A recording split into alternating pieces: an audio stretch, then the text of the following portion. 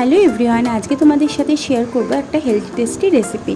তো এটা হচ্ছে মুগ ডালের ছিলা করব। মুগ ডালটা 2 ঘন্টা ভিজিয়ে রেখেছি, 2টো কাঁচা লঙ্কা, একটু আদা আর একটু লবণ দিয়ে ভালো করে মিক্সিং করে নিয়েছি। এবার মিক্সি ধোয়া জলটা দিয়ে দিয়েছি।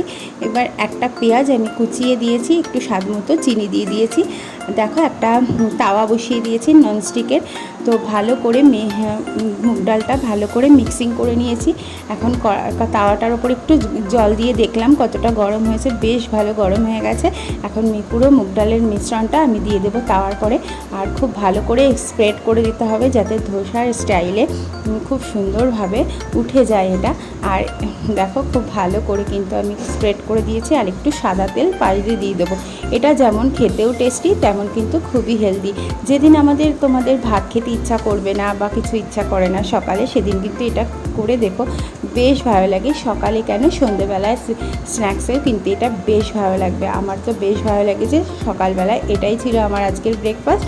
একটা ডিম সিদ্ধ আর 2টো ছিলা আর সস দিয়ে আমি নিয়েছি। তোমরা কিন্তু অন্যান্য চাটনি দিয়েও নিতে পারো, একবার ট্রাই করে বেশ ভালো লাগবে। তো চলো।